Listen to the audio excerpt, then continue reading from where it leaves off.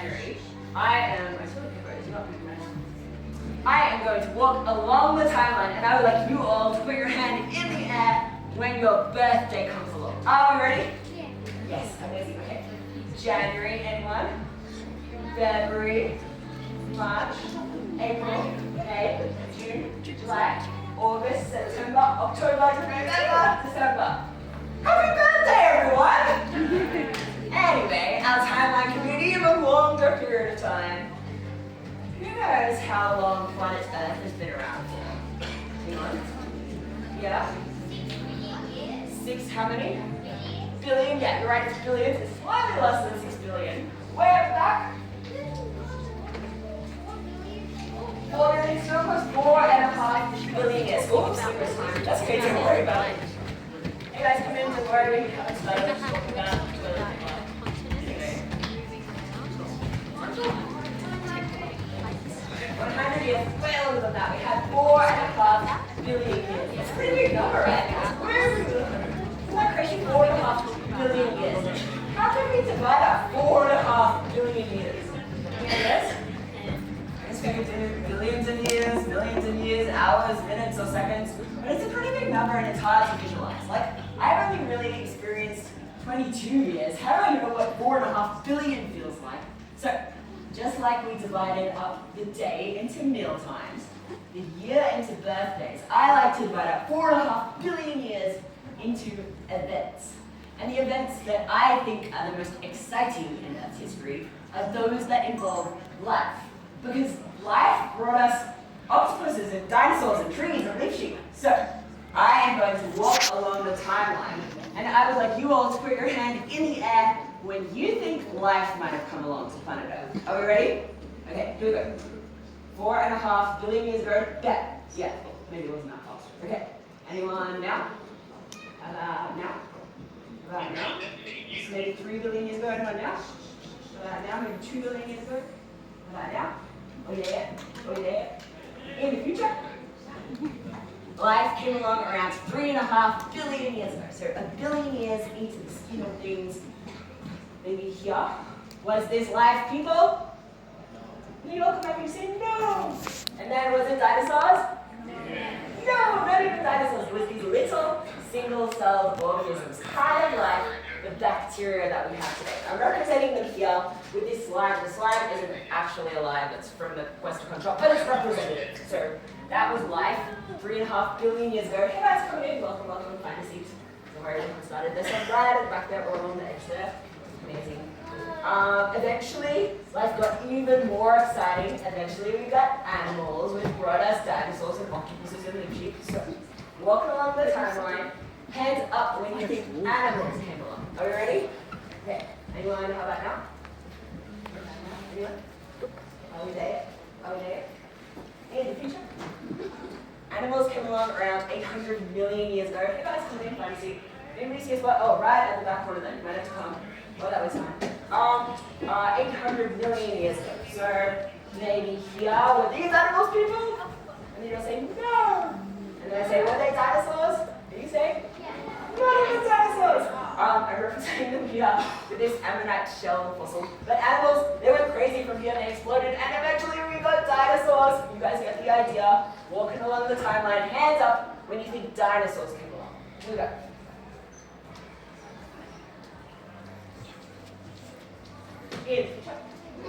Dinosaurs came along around 245 million years ago. So maybe here. And then obviously they died at some point too. 66 million years ago. And then people. How long do we think people have been around? Is it a really long amount of time or a really short amount? It's hard to say long and short because time's relative. But in the scheme of 4.5 billion years, people, we haven't been around for very long at all. Only 200,000. I can't even put people in this timeline, really. We're kind of like a sliver of paper right at the end. It's going to pop us next to the timeline. Anyway, 4.5 billion years later, I think it's about time that we got started with our show. You ready? Right. We are going to close the doors so that nobody else wanders in. Now, you can still leave anytime you like, that's okay. You just won't be able to come back in again, so make sure you bring your children. If you have children, they can leave in, but that's a good idea. Anyway, music off, click being grabbed. Are we ready? Welcome everybody to the Changing Planets Show. My name is Jamie. I'll be your host this afternoon. Now, our show today is going to be told, is the music still playing? Okay, there we go. Our show today is going to be told like a story. Why? Because stories have power. I will prove it to you in just a moment, but first, as many stories do, our story has chapters. The first chapter, a history of what's happened in 4.5 billion years. The second chapter, the science, how do we know what's happened? Chapter 3, a bit of uncertainty, what's going to happen in the future. And then chapter 4, the choose your own adventure. How can you influence the future of our planet? Anyway, I said a moment ago I was going to prove to you that stories have power. Who here has ever dreamt of flying? Anyone? Surely that's everyone. You might have dreamt of flying in your sleep, or like me in the daytime, but people who have been dreaming of flying for a really long time. The ancient Greeks dreamt of flying. They dreamt of Icarus flying. Didn't well for Icarus, but that's okay. We kept imagining, kept telling stories, until eventually people started to think about how we could actually make it a reality. How could we actually fly? One of those people was Leonardo da Vinci. Now, his machine never would have flown. That's okay. It set the gears in motion. People kept telling stories, kept imagining, until in 1903, the Wright brothers built and flew the first successful powered aircraft. And their plane drew on the stories that people have been telling for thousands of years. It drew on the stories of indigenous Australians who invented the special shape that allows airplane wings to fly in their boomerang. Anyway, did we stop there? Is that the last time people ever flew ever in the history of the world ever? No. No, of course not. We fly everywhere now. We take it for granted. So if we keep telling stories, keep imagining, what might we take for granted in the future? Maybe one day I'll be able to say, oh yeah, last weekend I took a trip to the moon. That was pretty fun. Stories have power. I will prove it to you twofold. Does anybody know what this is? Just yell it out. Star Trek. Yeah, this is from the 1960s, which is a very long time ago. Does anybody see what they're doing? Video conference. Zoom, a video conference. Was Zoom a thing in the 1960s? No way. We didn't have the technology back then. But this story was so powerful that eventually it became a reality. Alright, our story, chapter 1, the story so far. If we go back 4.5 billion years, what did planet Earth look like? Yes, yeah? Just like a circle? Just a circle, yeah, it was a pretty boring circle. The circle had some interesting stuff about it though. Yeah, but you're right, it was just a circle, yeah? There were no countries? No countries yet, because the floor was lava! Lava, lava, lava everywhere. Nothing could live there. There weren't even any countries for you to jump on to escape the lava, because it was just lava, lava, lava. But gradually, over time, as planets do, it cooled down. Land formed, oceans formed, an atmosphere formed, albeit the land was still lava, the oceans were acid, and the atmosphere definitely wasn't breathable by us. But it was the right environment for something to start brewing. Enter the main character of our story, carbon. So carbon is an element, it makes up other things, and it's the main character of our story, playing many different roles. It could be a hero, could be a villain, maybe it's not so black and white, but carbon is so special because carbon has a superpower. Carbon can shapeshift. Each carbon can bond to 4 other things, and then if one of those other things is also a carbon, it can also bond to 4 other things, and as you can imagine, it goes crazy from there. And back 3.5 billion years ago on planet Earth, carbon was clicking together, kind of like the Lego upstairs, shape-shifting into more and more complicated shapes, until eventually it formed a shape so complicated it could replicate itself. It formed life. Was this life people? No. No. Was it dinosaurs? No. Not even dinosaurs. It was these little single-celled organisms that we talked about earlier. And these guys lived and breathed carbon. They were made of carbon. They ate carbon. They pooped carbon. They breathed in carbon. They breathed out carbon. Carbon was everything for these guys. And life went on this way for quite some time. So there's our main character, carbon, playing lots of different roles, making up living things, making up food as gas in our atmosphere. Anyway, gradually over time, life evolved. And it stumbled upon a new energy source. It found a star, our sun. And now instead of breathing in carbon and breathing out carbon, it breathed in carbon, but breathed out something else, oxygen. Can anybody think of something today that breathes in carbon and breathes out oxygen? Trees, yeah, plants. These were the first plants. And they changed our planet in a massive way. Because our atmosphere, this blanket of air around our planet, acts a bit like a blanket, keeping us warm. Carbon is kind of like the stuffing in that blanket. The more carbon gas we have in our atmosphere, the warmer planet Earth is. Before, when we had the single-celled organisms breathing in carbon, breathing out carbon, the amount of carbon in our atmosphere stayed about the same, so did the temperature. But when the plants came along, they were breathing in carbon, but they weren't breathing it back out again. And they were so successful, they took all of the carbon out of our atmosphere and it got very, very cold. Now this is even colder than those ice ages you might have heard of.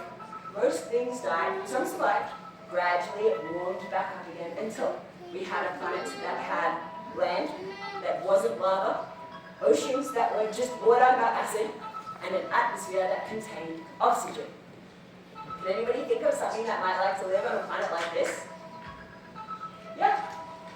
Animals, yeah, along came the animals, and suddenly a balance was struck on planet Earth. It's okay, don't worry. A balance was struck on planet Earth.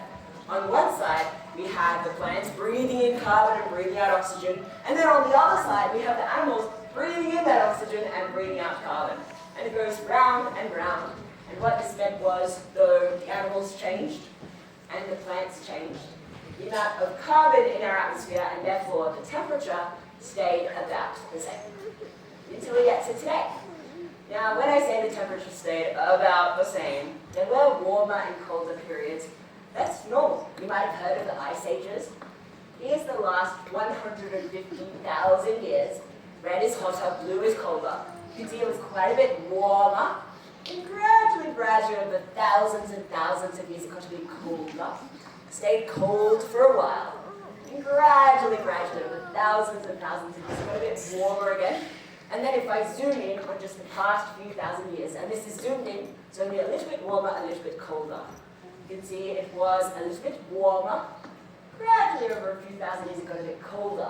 And then the Industrial Revolution happened. And what happened to the temperature? Yeah, it skyrocketed really, really fast.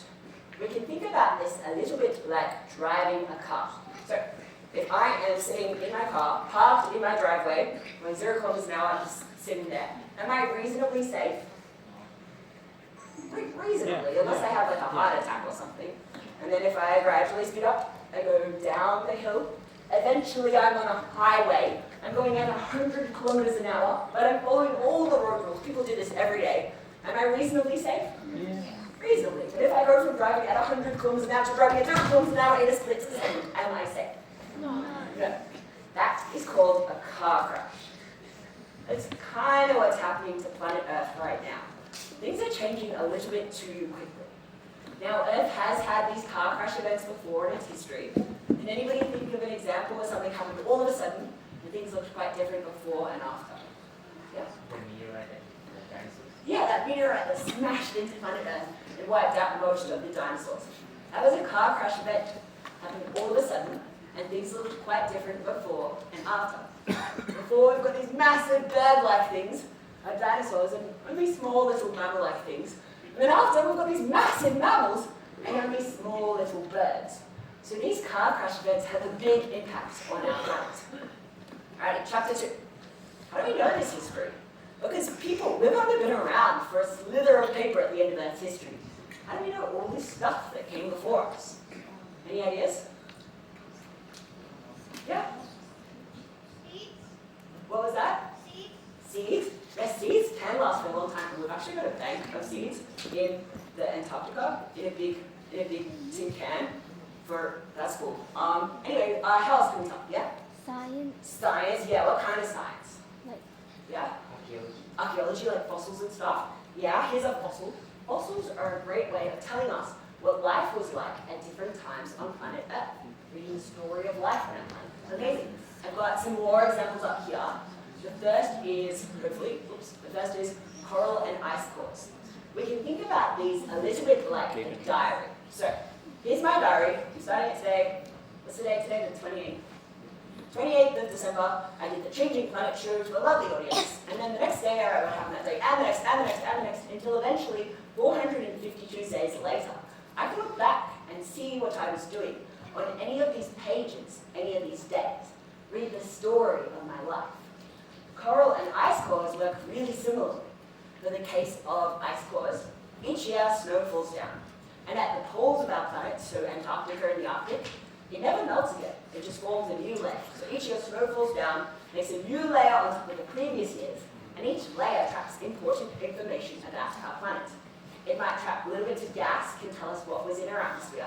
It might melt a bit more in summer, that can tell us it was a really hot summer. It might be a bit thicker, that can tell us it rained a lot that year. Maybe if there was a big earth event like a volcano eruption somewhere on planet Earth, it might trap little tiny bits of ash. And now, 800,000 years later, we can cut into the ice, look at these layers, and see what planet Earth was like on any of these layers, any of these years. Read the story of our planet. Coral cores work really similarly, and you can actually see a for real life coral core upstairs in between galleries 1 and 2, so I would recommend checking that out. Anyway, eventually people came along, and we've done a great job of documenting the history of our planet. Do you want to come past? No, that's okay. Seriously, don't worry about it. We've done a great job of documenting the history of our planet. We know that there was a flood in New South Wales in 1870 because somebody painted this picture. But even longer than we've had written history, we've had oral history, such as the oral history of Indigenous Australians. This is the Kulin Nation near Melbourne. The people there have been telling this story for a really long time about this big open plain where they used to hunt kangaroos. If we look now at where they're telling that story about, we just see this big expanse of water. So we can tell that between when they started telling the story and now, there's been a big change. Then, much more recently, we've got weather stations all over planet Earth recording the temperature and climate every second of every day. And when we put all this information together from all these different places, it's all telling us a very clear story. It's telling us that right now, our climate is changing, it's warming up, it's changing very quickly, and it's warming due to the amount of carbon in our atmosphere. So there's our main character, carbon again, as a gas in our atmosphere, keeping us warm. And I've actually got a little demo over here to show you this in action. So, here I have 2 bottles. The bottle on the left has just normal air in it that we breathe every day. The one on the right has just carbon gas in it. And I've been warming them up with this heat lamp. Now we're going to see which one stayed warmer for longer.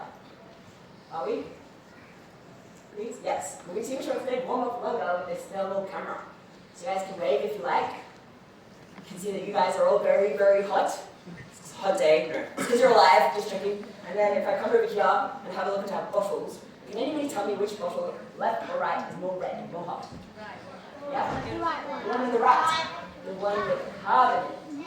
So though they both had the same amount of warmth coming in from that heat lamp, which maybe represents the sun, the one with carbon in it held on to that warmth for longer, meaning overall it was hotter. This is called the greenhouse effect. Now, I said a moment ago that there was this balance, right, between plants and animals breathing in carbon, breathing out carbon, keeping the amount of carbon in our atmosphere the same, and therefore the temperature. But right now, that balance isn't quite there anymore. Things are shifting. So what's changing that balance? Well, one factor is water. Has anybody here ever drunk a fizzy drink before, or maybe has a soda stream at home where you can make your own fizzy drink? Yeah, so what you're doing there, or whoever made the fizzy drink is doing, is you're putting carbon gas into the water. The water is holding on to that carbon gas, which makes it fizzy, hold on to those bubbles. The ocean does the same thing. It can absorb carbon gas from our atmosphere, making it a little bit fizzy. That's the way for this side. But then, what's something that we're doing at the moment that maybe we weren't doing a few hundred years ago that's putting a lot of carbon into the air? Yeah, yes, yeah? What was that? Backburning, like burning forests and things? Yeah, so I guess, I don't know, we're going to talk about later, like forest burning is kind of important, especially in Australia at some stages, but burning stuff is a big factor.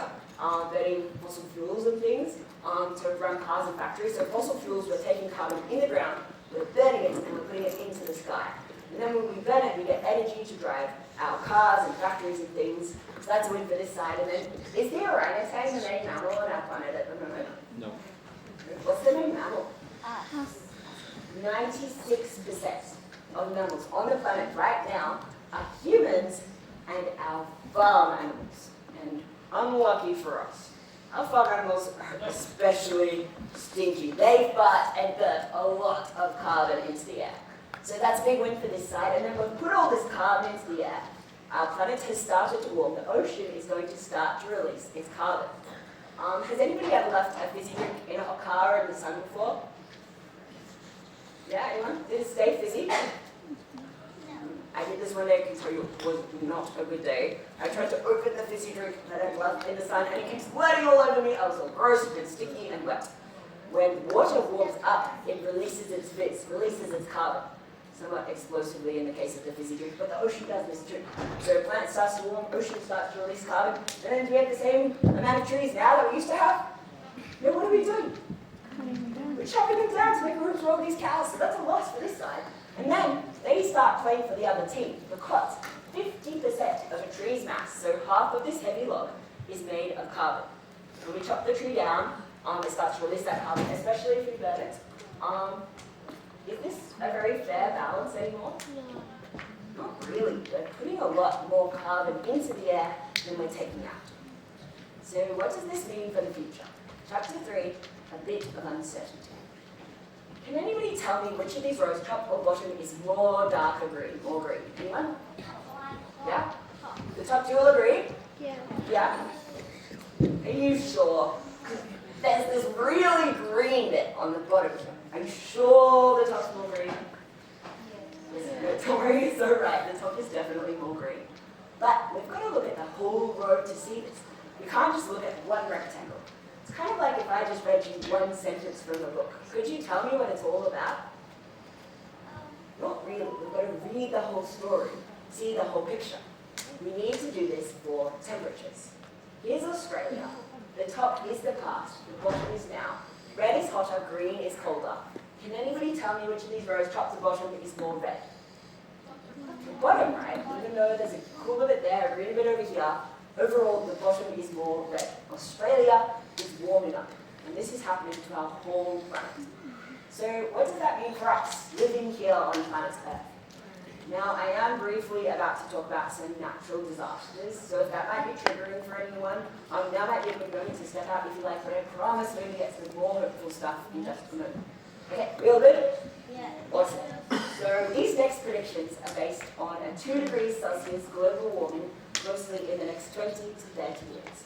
So what are we going to see? As our planet starts to warm, the ice caps start to melt and the oceans start to rise. 80% of Australians live within 30 minutes of the coast. So most of us, we're all concentrated living right around the edge of Australia, next to the ocean. So lots of us might be affected. And places by 2100, places like the Gold Coast and Brisbane might sometimes even go underwater. Droughts and floods. Climate change is all about extremes. We're going to get no rain for a really long time, and then when it does come, it's all going to come at once. As our planet warms up, summers are going to get hotter. That might mean less summer sports, though we can go inside to air conditioning. There's lots of plants and animals that can't come inside to air conditioning, so they'll be affected, and we might see diseases like malaria come further south.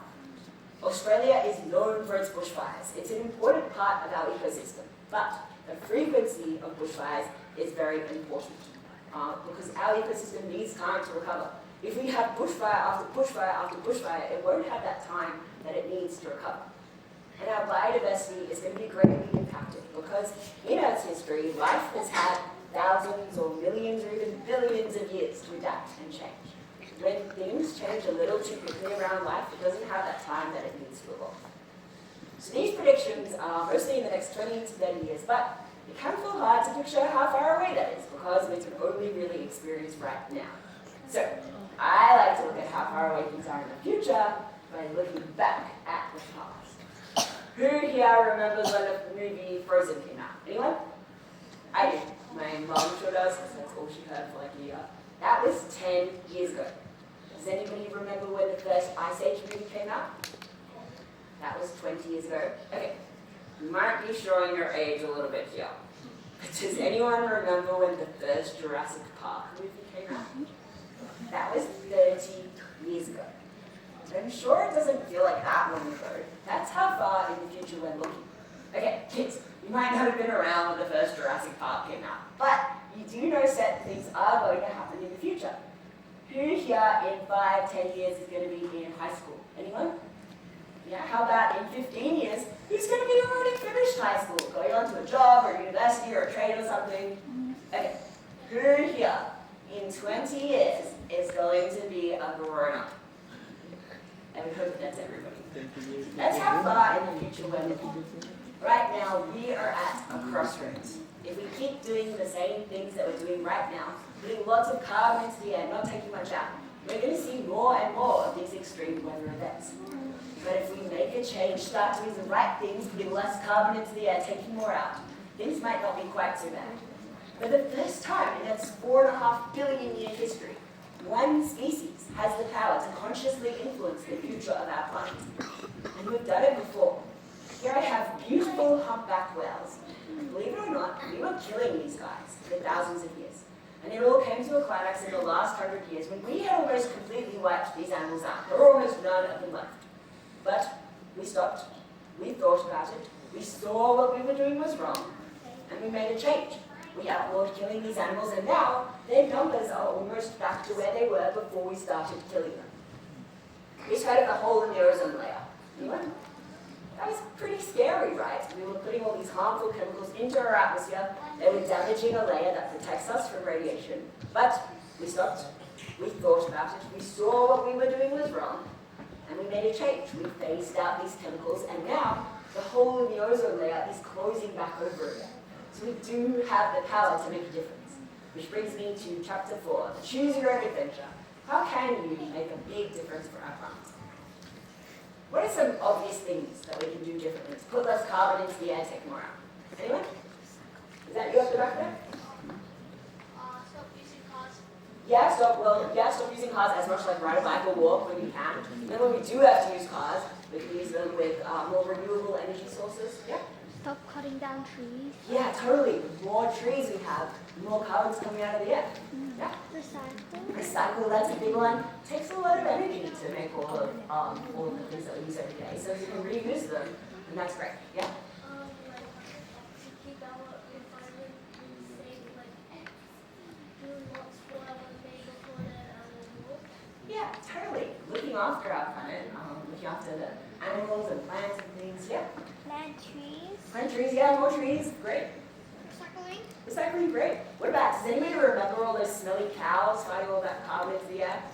So we might have to eat a bit less meat, but I did see this really cool research that's going on at the moment where scientists have discovered this algae that they can put into the tummies of cows to make their birds and bobs less sticky, less carbon. So that's cool.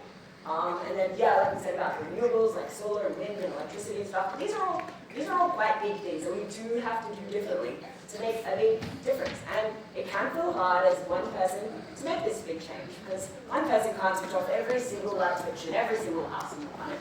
So here are some examples of things that people have done to make a big difference to our planet. This is Felix from Germany. They saw that our planet didn't have enough trees, taking carbon out of the air. So they stopped, they thought about it, and then they shared their story. They stood up in front of their school and they said, I am going to plant 1 million trees. People heard this story, passed it around. Stories have power. Until in just 2 years, Felix had planted 1 million trees. This is Asvini from Texas. They saw that their town was recycling batteries, which have lots of useful chemicals and minerals, but if they aren't recycled, are bad for our planet. So they stopped, they thought about it, and then they shared their story. They said, we should be recycling these batteries. They collected up everybody's batteries. People heard this story, passed it around. Stories have power until now, their whole town has a battery recycling program. Sure, you might have heard about or participated in the climate strikes. These are some of the first Australian climate strikers. They saw that our government wasn't acting in the way that they thought it should be in regards to our climate. So they stopped, they thought about it, and then they shared their story. And this story was so powerful, it spread all over Australia, all over the world. Which brings me to the most important thing that you can do to make a big difference for our planet, which is imagining the world that you want to live in and sharing about it. Stories have power. They can get passed around and around, and they can become a reality, just like our flight story. If we picture that the future is going to be all doom and gloom, then maybe that's what it's going to be. But if we can imagine a better future, maybe that's the world that we get to live in. We need everybody working together to do this, imagining the world that you want to live in and sharing about it. We need doctors, kids, farmers, chefs, architects, astronauts, I don't know, anyone you can imagine, imagining the world that they want to live in and sharing about it. We asked some young Australians what they thought the world was going to look like when they grew up, and this is what they drew. I don't see any of those extreme weather events. Maybe if we can imagine a better future, maybe that's the world that we get to live in. So, I would like to leave you all with a question. What kind of Australia and what kind of world would you like to live in? Thanks, everyone. Thank you.